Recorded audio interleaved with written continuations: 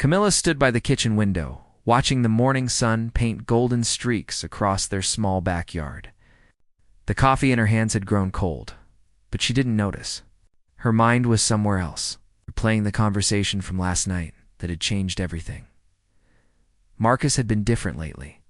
She noticed it in the way he avoided her eyes during dinner, how he stayed up late on his laptop, and the strange phone calls he would take in the garage. When she asked about work, he would give short answers and change the subject quickly. Their marriage had always been built on honesty. 23 years together, and they had weathered storms that would have broken other couples.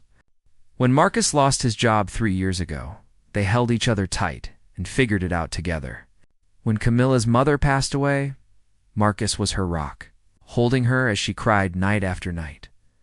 But this felt different. This silence was heavier, darker. The night before, Camilla had finally gathered the courage to ask directly. They were sitting on their old couch, the one they had bought when they first moved to this house. Marcus was pretending to watch television, but she could see his mind was elsewhere. "Marcus," she had said softly, placing her hand on his arm. "What's happening with us? You feel so far away." He had turned to look at her then, and she saw something in his eyes that made her stomach drop. It wasn't anger or frustration. It was sadness, mixed with something that looked like guilt. "Cam," he had started, then stopped. He ran his hands through his graying hair, a habit she knew meant he was struggling with something big. "I need some time to think about things." "What things?"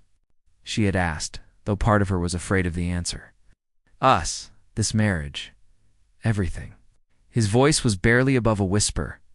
The words hit her like a physical blow. 23 years of shared dreams, of building a life together, of becoming two people who fit together like puzzle pieces. How could he question all of that? "I don't understand," she had said, her voice shaking. "Did I do something wrong? Are you unhappy?" Marcus had looked away then, staring at his hands. "It's not about you, Cam. It's me. I feel lost. I feel like I don't know who I am anymore." She had wanted to argue, to fight for them, to remind him of all the good times, but something in his posture told her that his mind was already made up. The conversation had ended with him going to bed early, leaving her alone on the couch with her racing thoughts. Now, standing by the window with cold coffee, Camilla heard movement upstairs. Marcus was getting ready for work, or at least, that's what she thought until she heard the sound of his suitcase being dragged across the bedroom. Her heart began to race. Surely he wasn't leaving right now without talking more about this. Surely he wouldn't just disappear from their life together without giving them a chance to work things out.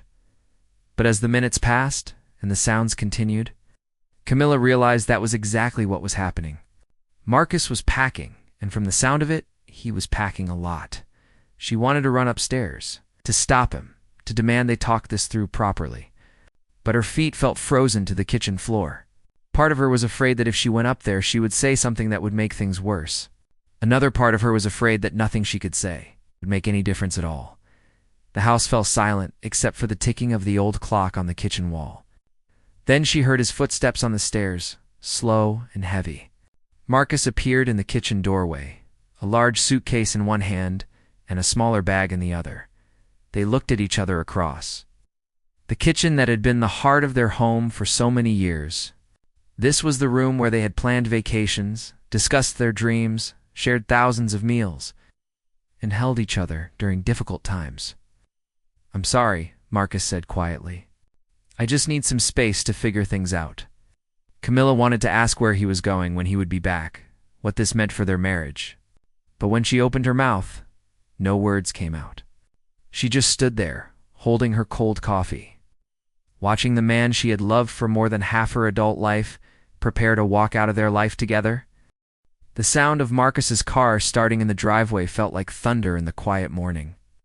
Camilla finally moved from her spot by the window, setting down the cold coffee with shaking hands. She walked to the front door and opened it just in time to see the back of his blue sedan disappearing. Around the corner, he was really gone. The silence that filled the house was different from any quiet she had experienced before. It wasn't the peaceful silence of a Sunday morning or the comfortable quiet that comes when two people are content in each other's presence. This was an empty silence, hollow and echoing. As if the house itself was holding its breath, Camilla walked slowly through their home, seeing it with new eyes. Everything looked the same, but felt completely different. The living room where they used to watch movies together every Friday night now seemed too big, too empty. The dining room table, where they shared their daily conversations, felt like it stretched on forever with just one chair occupied. She found herself standing in their bedroom, staring at Marcus's side of the closet. Empty hangers hung like question marks, asking where the clothes had gone when they might return. His dresser drawers were pulled out slightly, showing the gaps where his belongings used to be.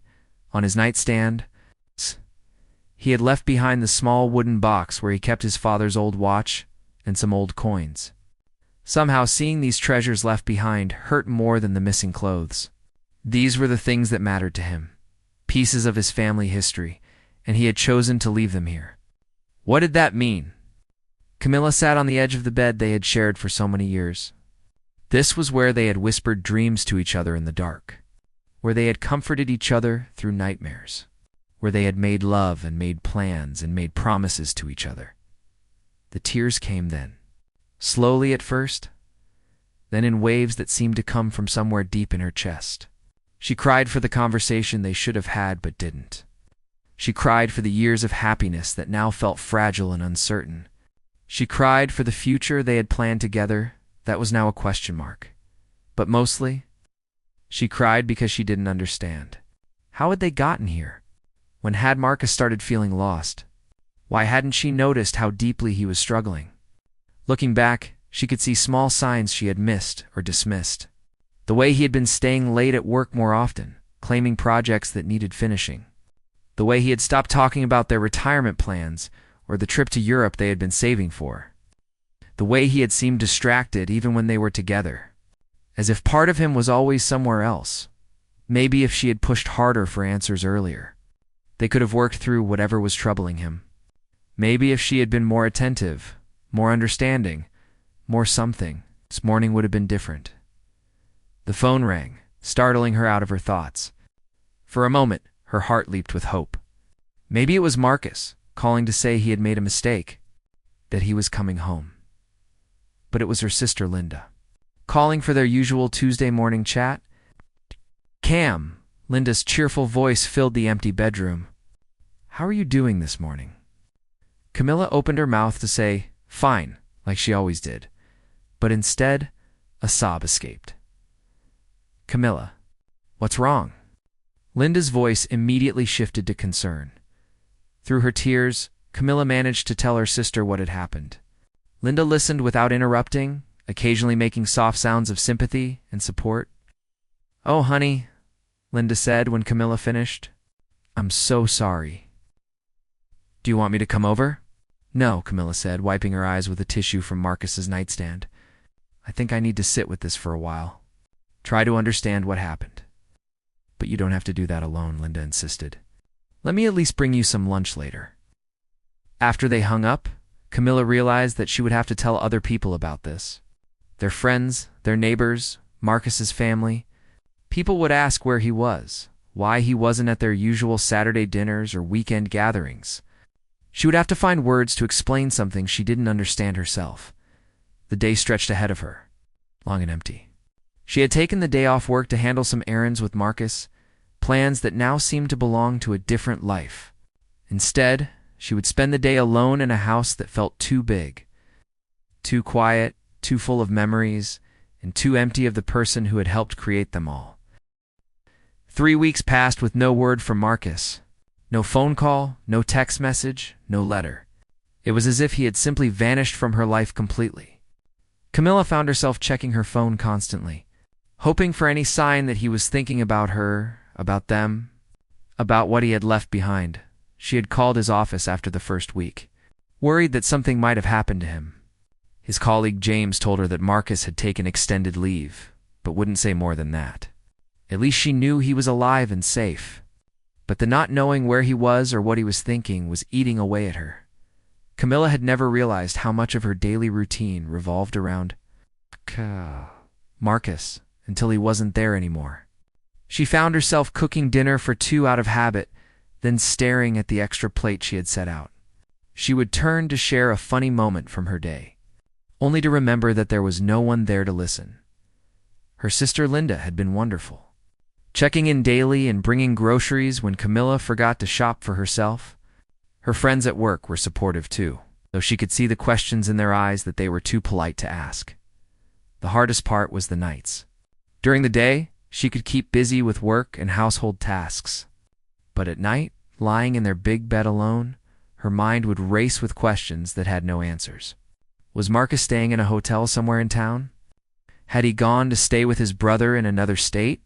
Was he regretting his decision, or was he relieved to be free from their marriage? Sometimes she would wake up in the middle of the night and reach for him, forgetting for a moment that he was gone. The empty space where he used to sleep felt like a physical ache. One evening, while organizing some papers in Marcus's desk drawer, Camilla found something that stopped her cold. It was a brochure for a men's counseling group, focused on finding purpose in midlife. The brochure was well worn, as if it had been handled many times, and there were phone numbers written in Marcus's handwriting in the margins. Suddenly, some of his words from that last conversation made more sense. When he said he felt lost, when he said he didn't know who he was anymore, he hadn't been talking about their marriage specifically. He had been talking about himself, his life, his sense of purpose. Camilla remembered how hard it had been for Marcus when he turned 50 last year.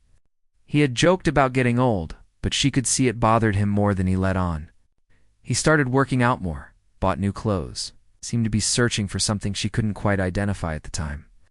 She thought it was just a normal midlife moment that would pass.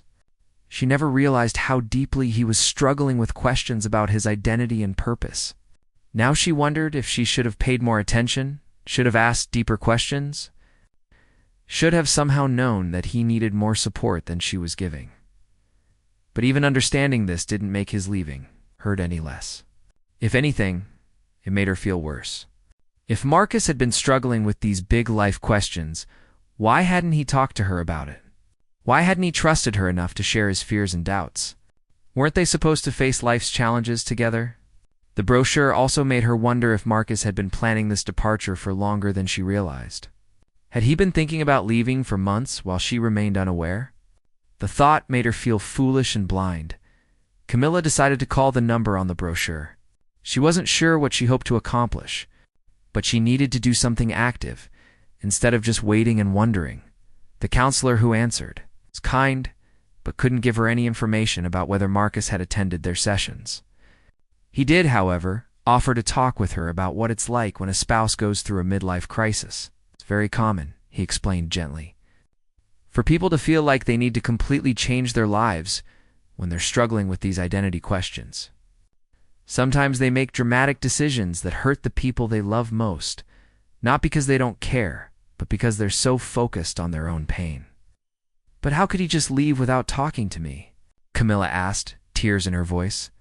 How could he throw away 23 years without even trying to work through it together? Fear, the counselor said simply. When people feel lost and confused about themselves, sometimes talking about it feels impossible. Sometimes running away feels easier than facing the complicated work of figuring things out. The conversation helped Camilla understand Marcus's actions a little better, but it didn't take away the hurt. If anything, it made her angry. She had been willing to face their problems together, to work through whatever was troubling him. But he had made the choice for both of them, deciding that leaving was better than staying and fighting for their marriage. 2 months after Marcus left, Camilla finally decided she couldn't wait anymore. She hired a private investigator to find out where her husband was living. She told herself she just needed to know that he was safe, but deep down, she knew she was hoping for more than that. The investigator, a middle-aged woman named Sarah, found Marcus within a week. He was renting a small apartment across town, about 30 minutes from their house. He was still working at the same company, just taking projects that required less travel. He appeared to be living alone. You want me to find out anything else? Sarah asked when she delivered the report. Camilla stared at the address written on the paper. Marcus was so close, yet it felt like he was on another planet. No, she said finally. Thank you. This is enough. But it wasn't enough. Knowing where Marcus was made everything worse somehow, she found herself driving past his apartment building on her way home from work. Slowing down to see if she could spot his car in the parking lot, she never stopped, never got out, never knocked on his door. But she couldn't seem to stop herself from checking if he was there. One evening, she saw him. He was walking out of the apartment building carrying a bag of groceries, and he looked different. Thinner, maybe, and older somehow. He was wearing clothes she had never seen before, a blue sweater she didn't recognize. It was such a small thing, but it hit her hard. Marcus was living a whole life she knew nothing about. Buying new clothes, making new routines. Existing in a world that didn't include her. Camilla pulled over and watched him walk to his car. She wanted to get out, to run to him, to demand that they talk about what was happening between them. But something held her back. Maybe it was pride, maybe it was fear, or maybe it was the way he moved. Like someone who was trying very hard to convince himself he was doing the right thing. That night, she decided to write him a letter. If he wouldn't talk to her, maybe he would at least read her words. She started and stopped dozens of times, throwing away draft after draft. How do you write to someone you've shared everything with, but who now feels like a stranger? How do you put 23 years of love into words that might make a difference? Finally, she settled on something simple and honest. Marcus, I know you need space, and I'm trying to respect that. But I also need you to know that I love you, and I miss you every single day. I found the counseling brochure in your desk, and I understand now that you've been struggling with things I didn't see. I'm sorry I wasn't more aware of what you were going through. I wish you had felt like you could talk to me about it. I wish we could have faced it together, the way we faced everything else in our marriage. I don't know what you're thinking about our future, but I want you to know that I haven't given up on us. I believe in the love we built together, and I think it's worth fighting for. If you're willing to try counseling together, or even just willing to talk, I'm here. I'll always be here. Love, Camilla. She sealed the letter and drove to his apartment building at midnight, when she was sure he would be asleep. She slipped it under his door and drove home with her heart pounding. For 3 days, she waited for a response. Nothing came. On the 4th day, Linda came over to find Camilla sitting on the kitchen floor, crying. He got the letter, Camilla sobbed. I know he got it, and he couldn't even call to say he received it. What does that mean? Does he hate me? Does our marriage mean nothing to him? Linda sat down on the floor next to her sister and pulled her close. It doesn't mean any of those things, she said firmly. It means he's scared and confused and probably doesn't know how to respond to you. But how can he be scared of me? Camilla asked. I'm his wife. I've loved him through everything. How can he be afraid to talk to me? Maybe that's exactly why he's scared, Linda said softly. Maybe he knows how much he's hurting you, and he doesn't know how to face that. Maybe he's afraid that if he talks to you, he'll have to admit that he made a mistake. Or maybe he's afraid he'll hurt you even more. But this silence is killing me, Camilla whispered. I know, honey. I know. That evening, Camilla made a decision. She was done waiting, done hoping, done putting her life on hold for someone who couldn't even acknowledge her letter. Tomorrow, she would call a lawyer and find out what her options were. She couldn't force Marcus to talk to her, but she could take control of her own life and future. 23 years of marriage deserved better than this endless, painful silence. The divorce papers arrived at Marcus's apartment on a Tuesday morning in early spring. Camilla had wrestled with the decision for weeks before finally filing. She had given him for months to reach out, to explain, to fight for their marriage. His continued silence had been answer enough. She didn't expect what happened next. At 7 in the evening, 2 days after the papers were delivered, there was a knock on her front door. Camilla looked through the peephole and saw Marcus standing on their front porch, looking nervous and uncertain. He was holding a small bouquet of daisies, her favorite flowers. For a moment, she couldn't move. After months of silence, here he was, standing at the door of the home they had shared for so many years. Part of her wanted to throw the door open and fall into his arms. Another part wanted to leave him standing there the way he had left her. She opened the door. Hi, Cam, Marcus said quietly. His voice was rougher than she remembered, and he looked tired. "Can we talk? Now you want to talk?" The words came out sharper than she intended, but she couldn't help it. Months of hurt and confusion and loneliness were sitting right under the surface. "I know," he said. "I know I have no right to ask. But please, I need to try to explain." Against her better judgment, Camilla stepped aside and let him in. They sat in the living room, on opposite ends of the couch where they used to curl up together to watch movies. The distance between them felt like miles. "I got your letter," Marcus said, setting the flowers on the coffee table. "I read it probably 100 times. But you couldn't call," Camilla said. "You couldn't write back. You couldn't give me any sign that you even cared that I was hurting." Marcus ran his hands through his hair, that familiar gesture that now seemed like it belonged to a stranger. "I was afraid," he said. "I was afraid that if I called you, I would come home before I figured anything out. And I was afraid that would just make everything worse. Worse than abandoning your wife without explanation." Camilla's voice was getting louder despite her efforts to stay calm. "Worse than letting me wonder for months if you were alive or dead, or if you ever loved me at all?" "I never stopped loving you," Marcus said quickly. "That was never the problem." "Then what was the problem, Marcus?" "Because I still don't understand. I found the counseling brochure.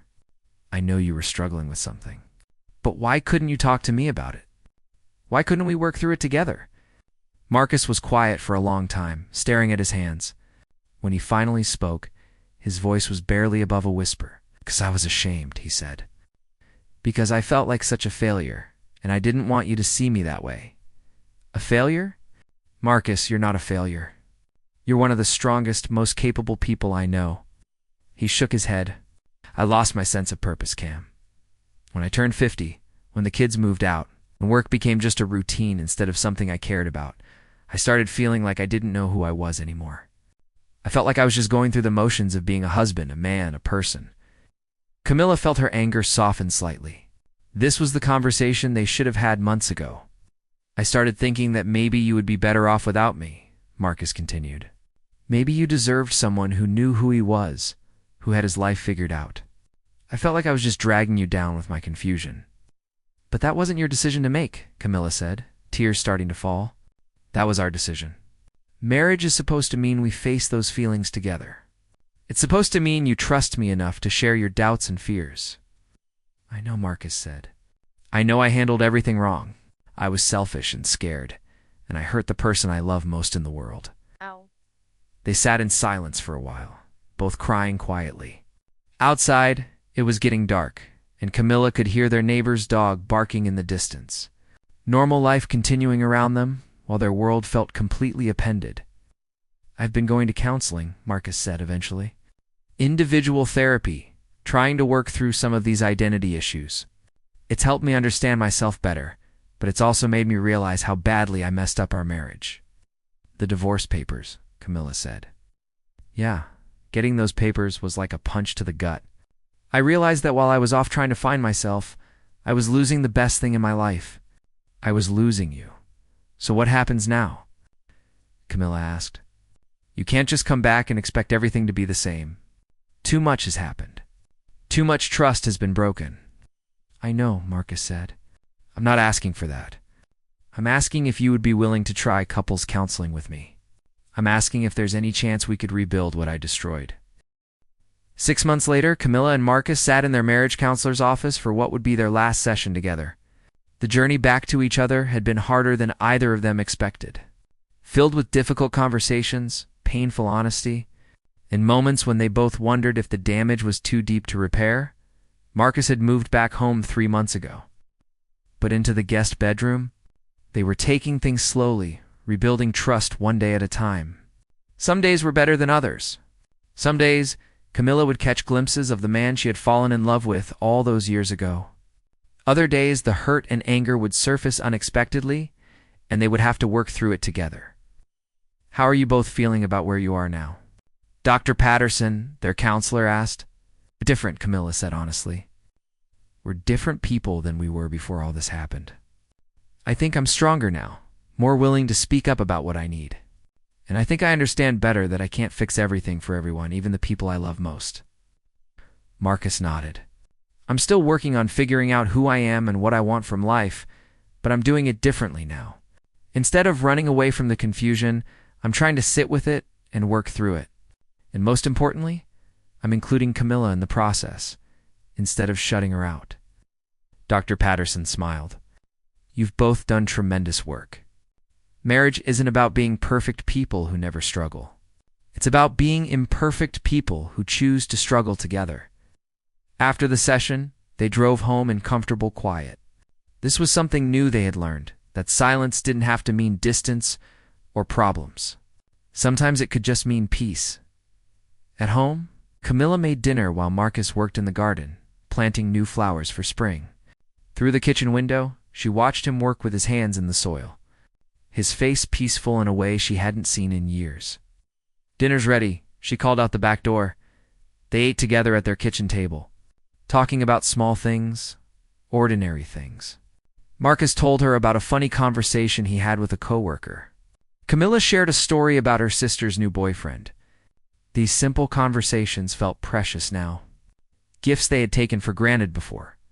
After dinner, they cleaned up together, moving around each other in the kitchen with the easy familiarity of people who have shared a space for many years. But there was also a new awareness between them, a recognition that this comfort was something they had almost lost. I have something for you, Marcus said when they finished the dishes. He handed her a small wrapped package. Inside was a leather-bound journal with her name embossed in gold on the cover. For your thoughts, he said. I realized during all this that I never really encouraged you to explore your own dreams and goals. I was so caught up in my own crisis that I forgot to ask what you might be struggling with or hoping for. Camilla ran her fingers over the smooth leather cover. I did lose myself a little bit too, she admitted. I became so focused on being a good wife that I stopped thinking about who I was as an individual person. This whole experience taught me that I need to nurture my own identity too. They moved to the living room, sitting closer together on the couch than they had in months. Marcus reached for her hand and she let him take it. I'm sorry, he said, not for the first time, but somehow it sounded different now. I'm sorry I left without talking to you first. I'm sorry I put you through months of not knowing. I'm sorry I almost threw away the most important thing in my life because I was too scared to face my own confusion. I'm sorry too, Camilla said. I'm sorry I didn't see how much you were struggling. I'm sorry I didn't create more space for you to share your doubts and fears with me. They had learned in counseling that healing required both of them to take responsibility for their parts in what had gone wrong. Marcus for leaving, Camilla for not seeing. Both of them for not communicating better before things reached a crisis point. Are we going to be okay? Marcus asked quietly.